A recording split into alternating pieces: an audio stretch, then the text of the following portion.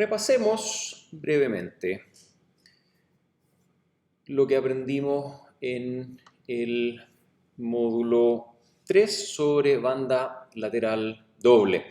El módulo comienza tomando el último resultado del módulo 2 sobre amplitud modulada, en que se vio que amplitud modulada es una modulación energéticamente muy ineficiente. Y entonces la pregunta se plantea, bueno, ¿cuáles son las mejoras que se pueden hacer sobre AM? Y se plantean dos. Se plantea desde el punto de partida que es la modulación AM, mejorar la eficiencia energética evitando transmitir la portadora. Y así es como definimos una modulación que se llama banda lateral doble con supresión de portadora, que es lo que establece, digamos, el centro de atención del módulo 3. También se discute brevemente que sobre banda lateral doble, en el supuesto de que la señal de banda lateral doble es una señal real, porque es una señal que sale al aire, ¿no es cierto?, que se propaga por un medio físico, por lo tanto tiene que ser real. En ese supuesto, esta señal es espectralmente simétrica y por lo tanto se puede explotar la simetría para lograr adicionalmente una mejora de eficiencia energética, transmitiendo solamente ya sea la banda lateral inferior o solamente ya sea la banda lateral superior, y esto es lo que hemos definido como la modulación de banda lateral única. La banda lateral única es una modulación que es el objeto del módulo 4. En síntesis, en términos muy simples, la eficiencia espectral, definida de la forma que fue definida en AM, de banda lateral doble, es un 100%, lo cual, desde luego, digamos, es muy atractivo porque utiliza la misma cantidad de energía que AM, pero la destina completamente a información. Y en el caso de banda lateral única, hay adicionalmente una eficiencia espectral por utilizar la mitad del ancho de banda. Banda lateral doble básicamente es tomar una señal modulante y trasladarla espectralmente a la pasabanda en torno a una frecuencia portadora f sub c, y esto es, en el sentido clásico de análisis de señales, la traslación espectral que resulta de la multiplicación de la señal modulante con una sinusoide. La sinusoide, ¿no es cierto?, genera esta traslación espectral. ¿Por qué? Porque el coseno es una señal horquilla, son dos impulsos, uno en frecuencia positiva, uno en frecuencia negativa, y en frecuencia, en el dominio de frecuencia, este producto es una convolución, la convolución con un impulso genera una traslación, en este caso en frecuencia. La demodulación de banda lateral doble es esencialmente el mismo proceso, se multiplica también por un coseno. Acá vemos que en el dominio de la frecuencia esa multiplicación tiene el efecto de una traslación espectral nuevamente, donde queda una porción de la energía de la señal original en el doble de la frecuencia portadora, pero también queda una porción de la energía nuevamente en banda base, la cual se puede recuperar con un filtro cuya frecuencia de corte es mayor que el ancho de banda de la señal modulante original, pero desde luego mucho menor que 2Fc, que es la ubicación en frecuencia donde está el resto de la energía. Y la señal resultante, V sub 0 de t, acá a la salida del demodulador, es proporcional a la señal modulante original. Ahora, la dificultad que se presenta o que se plantea acá o que surge acá es que esto requiere algo que se llama detección coherente. La detección coherente se refiere a que la frecuencia y fase de la sinusoide utilizada en el receptor tiene que ser idéntica a la frecuencia y fase, aquí, de la sinusoide utilizada en el transmisor para realizar la modulación. Y para entender este aspecto de detección coherente, se hizo un análisis en el cual planteamos un móvil que se mueve en dirección a una antena transmisora. Esta antena transmite, estamos suponiendo, una portadora pura para hacer, digamos, la matemática muy simple, y transmite a una portadora pura con frecuencia 100 MHz.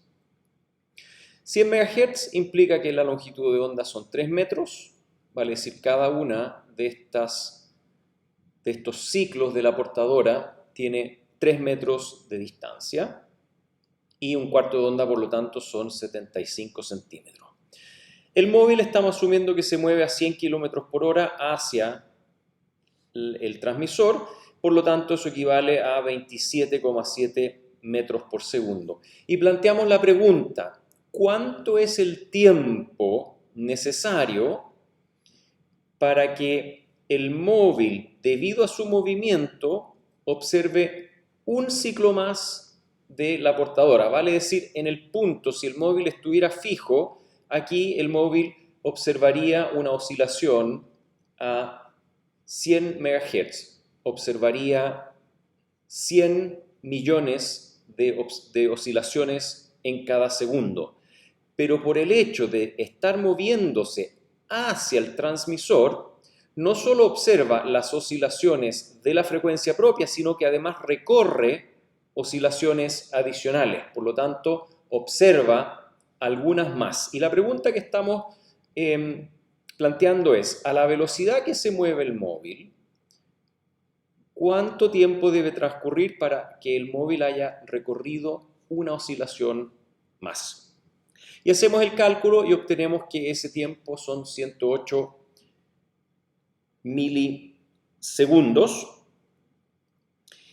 Y si invertimos ese valor, 1 partido por t, respondemos la pregunta, bueno, ¿cuántos ciclos más de portadora recorre el vehículo, el móvil, en un segundo? Y encontramos que son aproximadamente 10 ciclos. ¿Ya?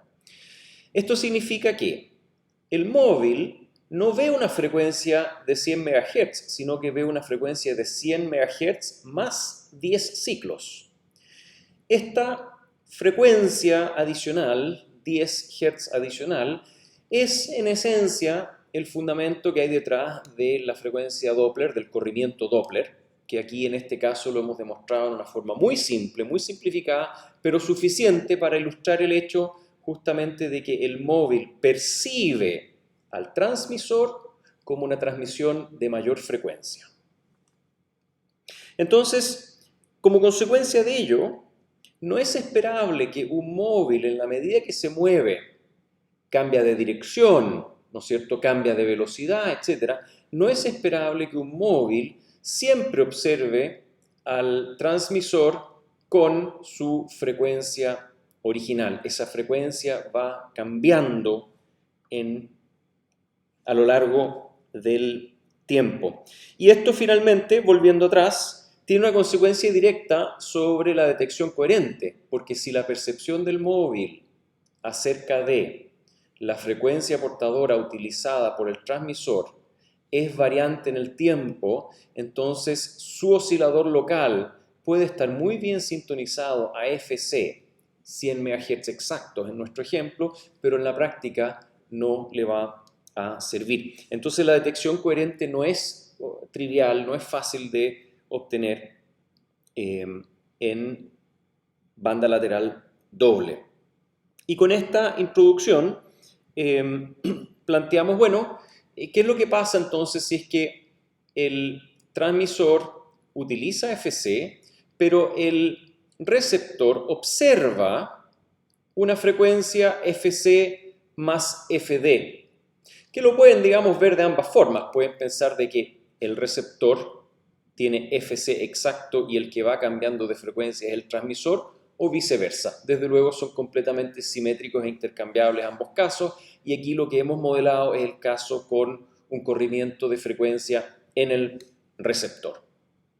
Este corrimiento de frecuencia se puede representar como una fase variable, la frecuencia correcta, pero una fase que va variando en el tiempo debido a este efecto Doppler cambiante en el tiempo. E incluso optamos por una simplificación adicional, asumir de que esa fase es constante pero distinta de cero.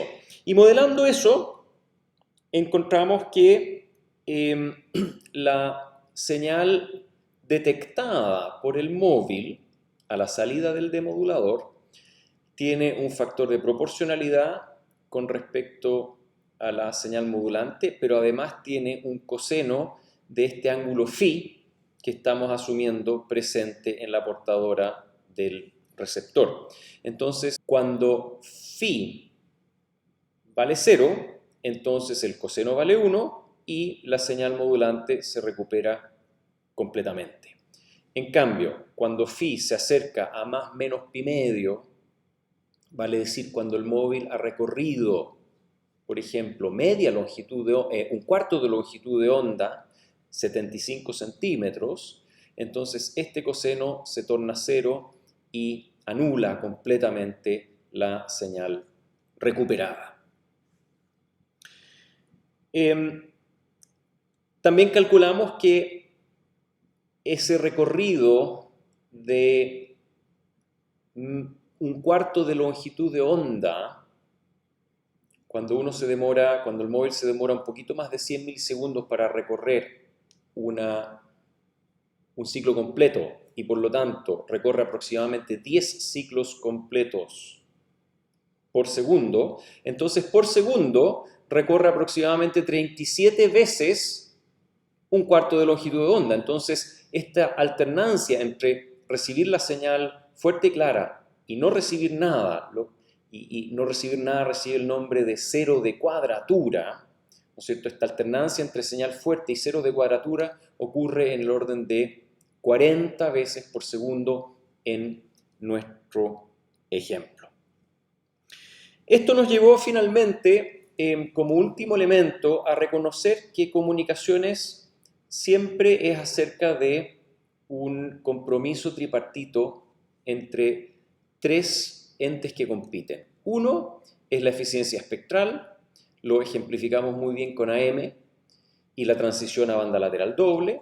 Dos es la eficiencia espectral, lo hemos ilustrado con la transición entre banda lateral doble y banda lateral única, y finalmente surge este elemento de complejidad de implementación, que por supuesto afecta el costo de los dispositivos, que nace de esta observación, ¿no es cierto?, de que la recepción coherente de banda lateral doble no es tan simple como simplemente poner un oscilador a la frecuencia correcta.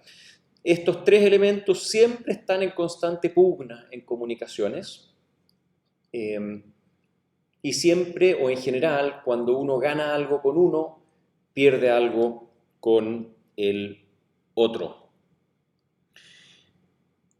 Con todo esto planteamos una solución de las cuales hay múltiples, pero esta es tal vez la más clásica y la más ilustrativa, llamada el loop de Costas. El loop de Costas básicamente tiene acá en negro el oscilador, la señal recibida, el filtro pasa abajo, vale decir todo aquello que tiene el receptor coherente de banda lateral doble, pero tiene toda esta estructura adicional en azul que genera un lazo de realimentación, un lazo de control que a partir de este efecto de cero de cuadratura logra generar una señal que permite acelerar o frenar un dispositivo llamado VCO que controla la frecuencia de oscilación del oscilador local, la frena o la acelera según sea necesario para mantener siempre, para perseguir siempre este movimiento aparente de la frecuencia portadora del transmisor, debido, en nuestro ejemplo, a movilidad del receptor.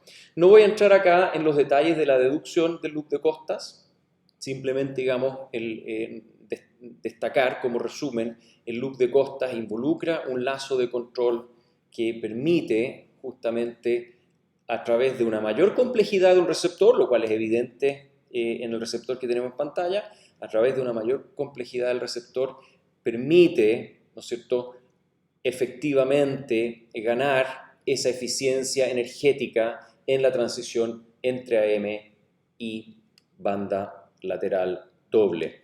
Un receptor de estas características no es necesario en AM. En AM vimos que gracias a la presencia de la portadora se puede recuperar la envolvente en forma muy simple.